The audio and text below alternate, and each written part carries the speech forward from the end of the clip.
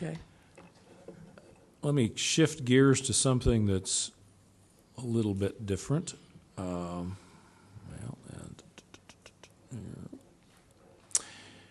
Recently, in the media, we've had a little bit of, I'm not quite sure how to comment on that. I'll just stop right there. I'll help Mr. Freeman on that. We have had individuals make comments regarding fund balances and extrapolating the idea that our fund balances taken at a given point in time equate to not needing to have discussions around budget or to being able to provide raises or those types of things based on those fund balances. And sadly, that is incorrect, and it also shows a lack of understanding of how we have to operate on a cash basis and a cash flow basis. So once again, ask Mr. Freeman to walk through how our revenues and our expenditures are laid out so that hopefully folks will have a better understanding and not make those claims. We'll also be reaching out to some of our elected officials who are still struggling with this concept and to help provide information and opportunity for conversation so that they understand and can see what this really means for us month to month. Let me start first by defining a little bit about what unencumbered means and some of the, again, misconceptions that sometimes are out there.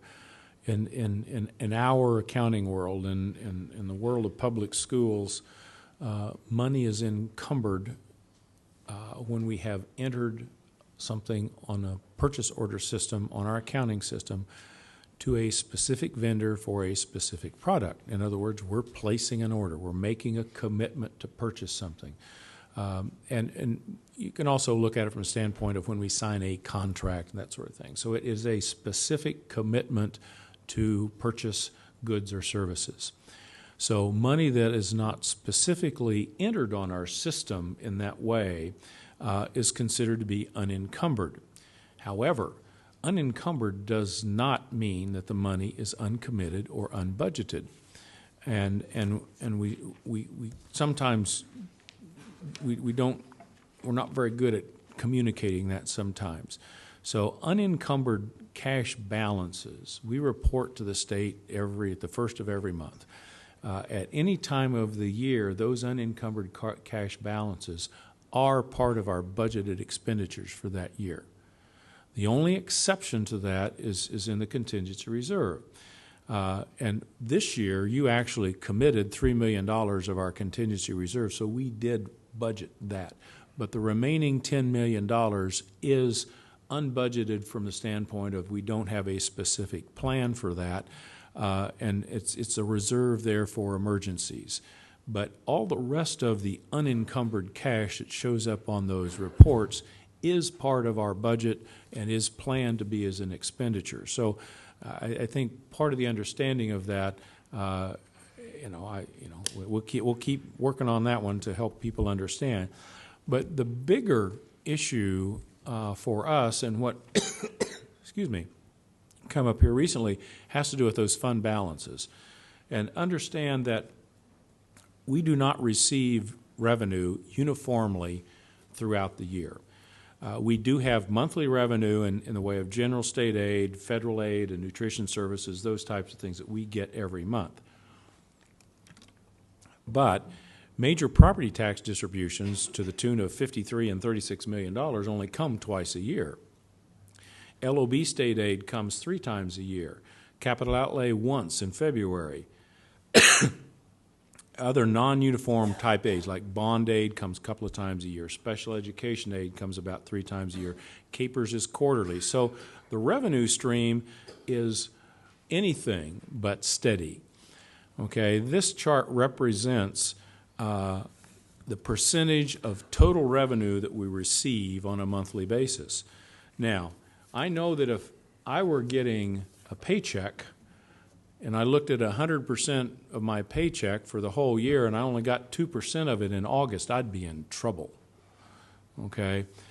So you have to understand that balancing the revenue against the expenditures is a cash flow issue, and the only way you get there is through having cash balances.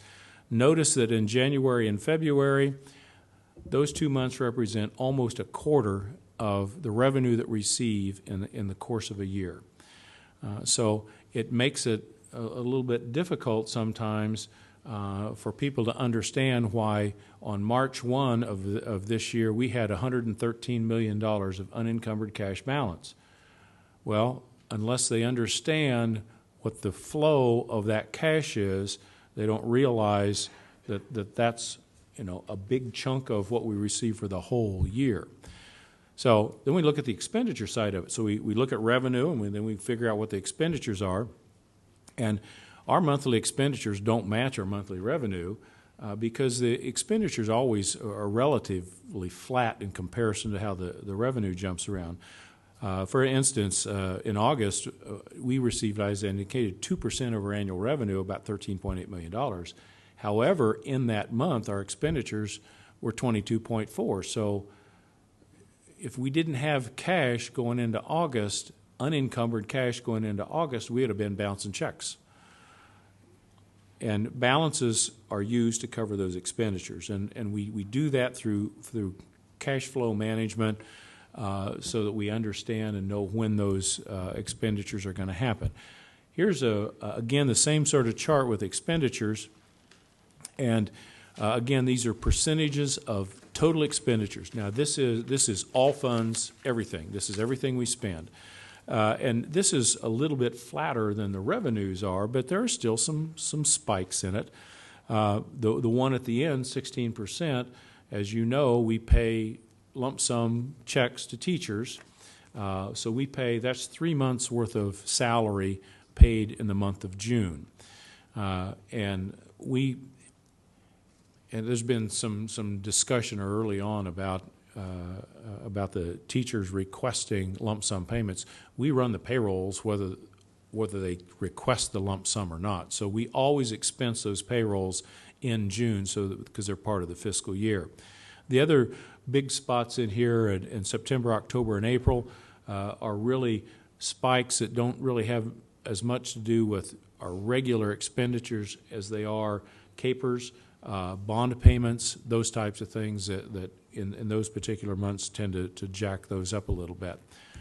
So what came about here recently was that discussion of mid-year balances and why we had have $113 million of cash balances on March 1. Well, January and February are high revenue months for us. Property tax distribution in January of $53 million. The second payment of the LOB state aid is about $21 million. Plus, we get our normal monthly payment of general state aid, which is about $20 million. Capers quarterly payment comes in. That's about $8 million or so in January. Capital outlay state aid comes in February. It's about $4.5 million. So we have a big influx of revenue in January and February. And understand that March, April, and May are very low revenue months. So if we didn't have that revenue and those cash balances moving forward, we wouldn't be able to pay the bills. That's kind of what this talks about here. The peak revenues and the March balance of $113 million will be spent to pay expenses in March, April, and May. Again, it's about cash flow. It's about having money in the bank to be able to pay the expenses that are coming. And you have a mortgage payment that you make. So a lot of people include an escrow amount in that to pay your taxes that come due once a year. So if you didn't have that escrow built up and that cash built up, you'd wind up coming to January when your tax bill is due and not have money to pay it. Similar kind of concept here. And if you think about it, the day prior to your escrow payment, your escrow account's going to look very healthy. The day after, it's going to look very different. So if that payment is coming due and you haven't put it into the escrow account, when the payment comes due, you can't pay the bills. Very similar. I mean, those of us that you know, when you think about your own home, that seems pretty logical. It's just on a bigger scale with a few more zeros when you think about what our cash balances need to be.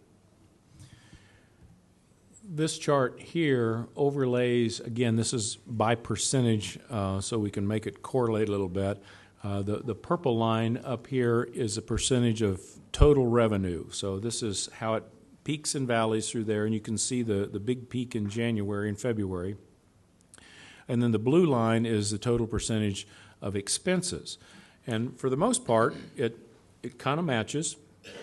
But when you get out to March, April, and May, notice the revenues tank, okay, but expenses are going up. So if we didn't have those high cash balances in the middle of the year, we'd be in serious trouble. Mr. Freeman, can I ask a favor? Before we post this, can we pick different colors for those of us that are color challenged, that are a little more contrasting, if possible? We won't talk about who picked those colors out, but yes, we'll Thank do you. so. How about red and blue? Will that work? That would be better. We'll see if we can make that change. And since we took a pause there, Joy, you want to go ahead with your question? Well, yeah, it's a little bit of a question and a comment. So as you're talking about cash flow management, so in a business would say, well, I know I have revenue coming, so it's okay to spend those balances down because I have a line of credit to cover payroll. But in a school district, there's no line of credit. We can't go to the bank and ask for a line of credit and take the money out against that line of credit, knowing that those revenues are coming down the road. We have to have the cash today. It's more of an escrow example. So a lot of times when our public looks at these numbers and thinks about things, sometimes I think they come at it from that business perspective, which is a valid perspective if you're in the business world, but it doesn't match what happens in the school finance world or government spending world. It's a good point. Yeah. That's something that for me, when I came on the board, took a lot of time and study and thinking about how do you deal with cash flow management as a district as opposed to the way a business would do it, or even, you know, a lot of homes do that. They, my paycheck's coming, but I have this expense, so I'll just put it on a credit card and I'll pay it at the end of the month. Well, we don't do that. No, we don't. So cash has to be there. Thank you. We are definitely cash basis. Well, I guess I could also say that there is an option. If, for instance, if we took the advice of someone that indicated we should take our $113 million and pay teachers more money in that month, when we got to March and April and we didn't, and we had the expenses and no revenue, we could issue no fund warrants, but that requires tax levy and other things. So there are some options if you don't subscribe to the cash basis law, but I think that would be a real issue for us and for our public if we went that way. Yeah, I guess that's what I would say is, I mean, you go to a no cash warrant and your problems are much bigger than Yes. no cash warrants. But we're a cash basis law. Yes. I mean, the state is on a cash basis is how we're supposed to be, and we're supposed to be that way too. So we can't spend any money until the money is actually in a bank account of some kind as well, right? That's correct. Okay. We have to have the cash in the bank. Yeah.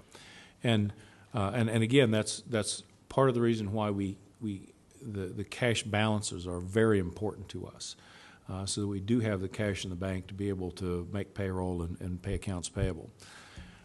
This next chart I actually like this one better, and this is a graph of the net monthly cash flow effect. In other words, this is revenue minus expenditures. So the blue line represents that calculation. Revenue on a monthly basis, revenue received in that month minus the expenditures for that month.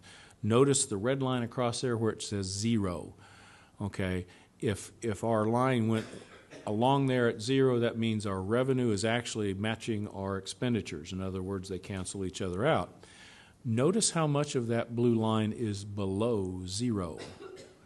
All right? We cannot operate this district without having cash balances to keep us out of the tank, so to speak. So the cash balances that we start at the beginning of the year get us started and keep us until we start receiving revenue again, actually in October and with special ed and some of those types of things.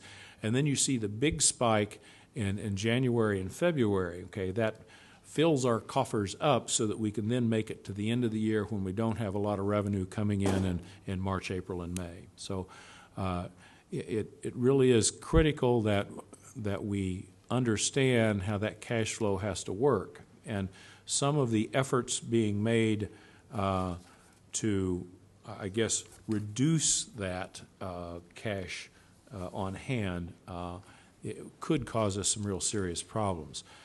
This slide really talks about our cash flow management process and what we do.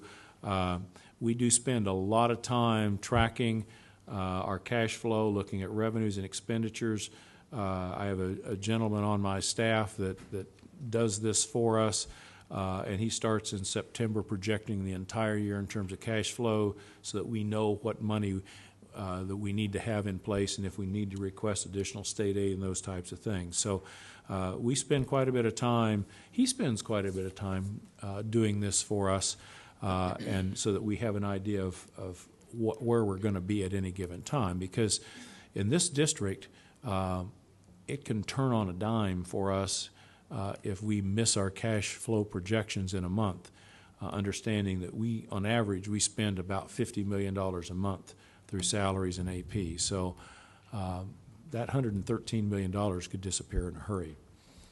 The other thing I wanted to bring to your attention, Alvarez and Marsal, this is the, This chart is probably one of the best ones I've seen. Explains really well. And fortunately, we've gotten our state aid on a timely basis, but going back 2 years? No, several, but more than that. Has it been more than that? Yeah. I mean, it hasn't been too long, though, that we were we were late 11 out of 12 months, I recall. And that would throw all these numbers way off as well, other than the tax revenues that come in January and June, if I believe. So, the I mean, normally they'd come within the month, but sometimes they were a little bit longer, particularly the June 30 numbers. So right, and as I indicated, we get July and August we don't get high state aid numbers there, general state aid, but generally through most of the rest of the year it's around $20 million a month. Mm-hmm. Okay, and the challenge if it generally comes on the first day of the month. Okay, if it comes a week later, it's not a problem. If it comes 2 weeks later, now it is a problem, because now we've passed a payroll in that time frame. And so if we don't have enough cash in the bank and we were counting on that $20 million of state aid and it misses that payroll, then we're in trouble. Okay, so that's when we think that the state might be late, particularly in the fall of the year, that's the hardest time, because as you see, the springtime of the year we get some high cash balances in January. So it's the fall of the year that we try and make those projections. And I always try and keep a little extra money in the bank from state aid. We can actually request additional state aid during that time frame to make sure that if something is late, that we don't get ourselves caught with a biweekly payroll in there that we don't have enough money to cover.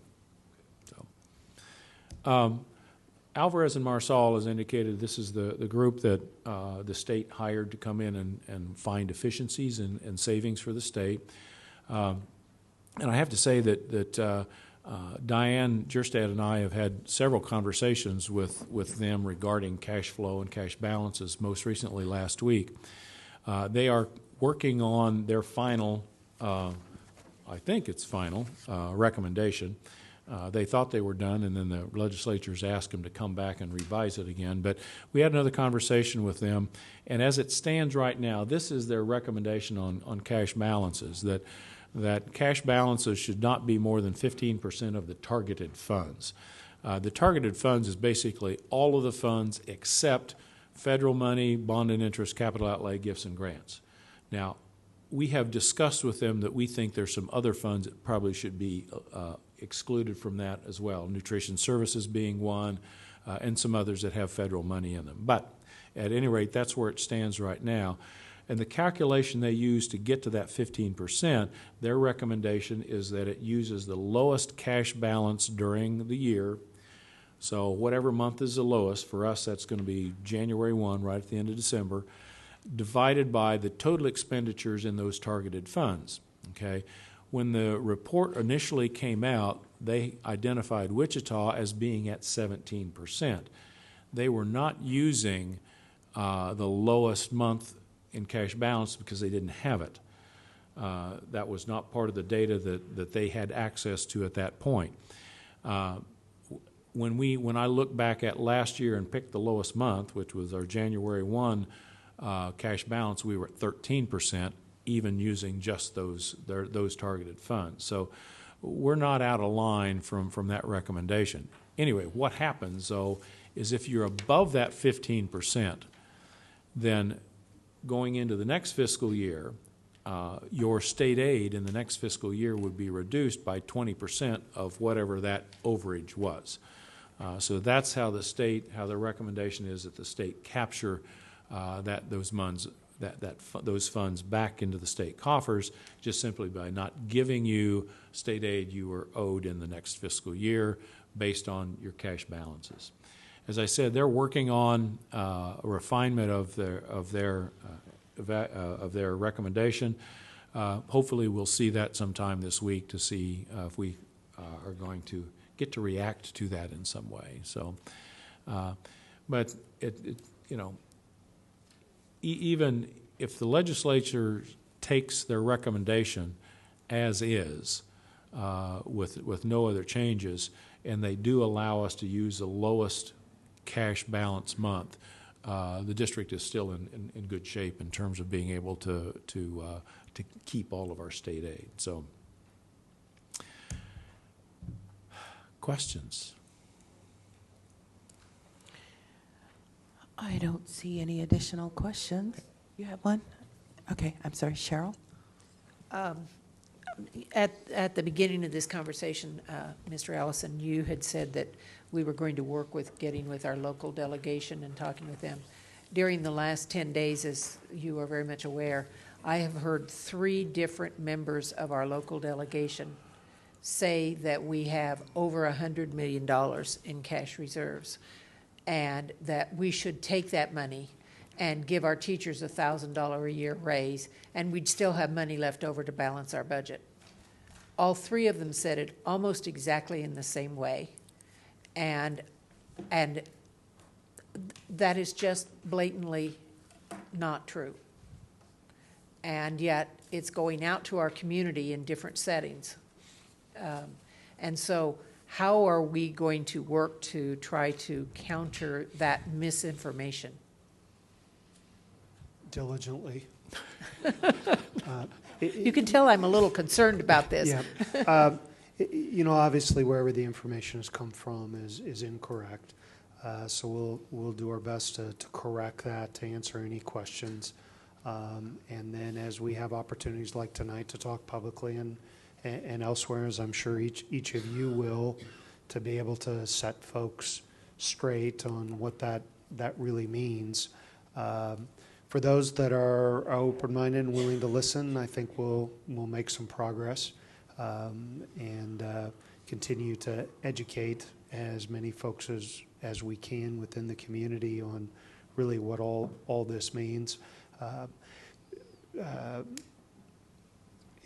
Thinking about it in the idea of a line of credit, making payroll, I think it's also a conversation that I'll ask the Chamber of Commerce to meet with some of those folks and the BEA, which we work with, to explain what this means for schools. We'll just take whatever avenues we can find and do what we do best and teach and see if we can get folks to listen and learn. Thank you very much, because it really is concerning to me that we have our own legislative delegation that's giving out such misinformation about our budget. Okay, I think that's it. Thank you. We thank you.